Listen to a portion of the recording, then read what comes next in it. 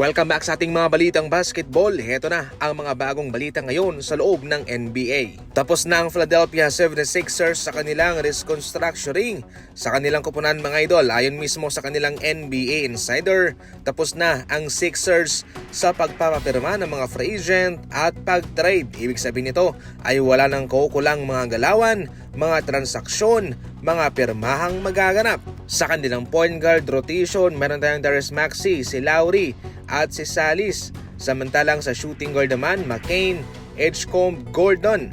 Sa small forward, meron tayong Paul George, Killiobri Jr., Edwards, and Cancel DeFort. At sa power forward, Watford, Broom, Walker, Barlow. At sa center rotation, Embiid, Bona, and Drummond.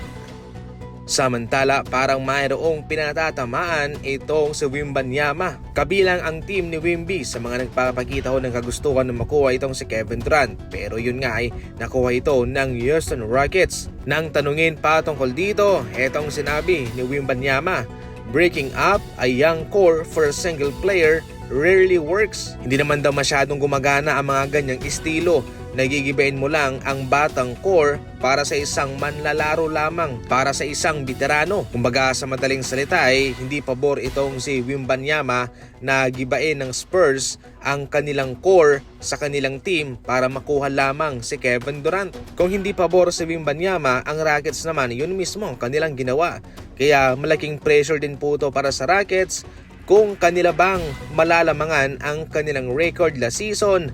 Sa ngayon, nakasama nila si Kevin Durant. Para kay Wembanyama, heto lamang ho'y nagpapakita ng kanyang kagustuhan na gamitin ang proseso. Maganda naman yung kanilang standing, yung kanilang composition doon sa Spurs, okay naman sila. Siyempre, hindi may tatanggi na magkakaroon talaga ng impact yung ginawa ng OKC Thunder na wala silang veterano sa kanilang kupunan. Ito ho'y pinangungunahan mismo ng mga batang players pero sa huli, nagkampiyon naman sila. So naging emosyonal ang pamamaalam ni Kevon Looney sa kanyang mga kuya o sa kanyang mga mentor na sina Stephen Curry and Draymond Green sa Golden State Warriors. Pero kabilang din po sa mga nag-udyok kay Kevon Looney na umalis na lamang sa Golden State Warriors ay dahil hindi na siya pinagkakatiwalaan ng Golden State. Ayon pa kay Kevon Looney, marami ng beses na nangyari ito pero ang hindi niya makakalimutan ay itong patungkol sa Rockets sa playoff.